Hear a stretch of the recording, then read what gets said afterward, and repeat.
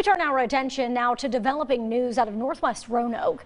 Firefighters are still working to determine what caused a house fire that claimed the life of one person this morning. WFXR's Amanda Lee is live at the scene tonight. Amanda, what are firefighters telling you at this hour?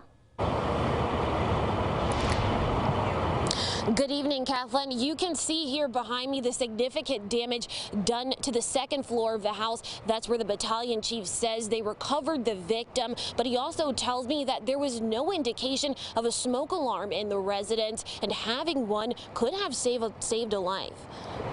Neighbors say just before 7 this morning, they saw flames shooting up from the back of the two-story house in the 3700 block of Greenland Avenue Northwest. Roanoke Fire and EMS says they were notified by a driver headed to work. They had heavy smoke showing from the roof, and at that time they marked it a working fire, which escalated to a 2-alarm fire spreading quickly through the top floor, where responding units recovered a victim who was pronounced dead. Cause is still under investigation at this time. It'll take a little bit of time to go through the process, obviously with a fatality.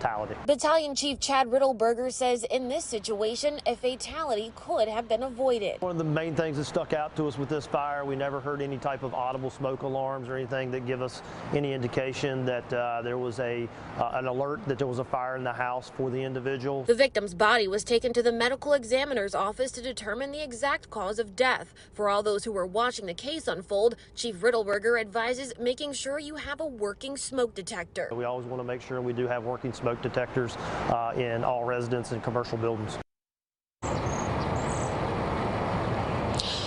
Medics say they cannot release the identity of the victim until they get in contact with the family, and they have not been able to do that yet. But for now, reporting live in Roanoke, Amanda Lee, WFXR News.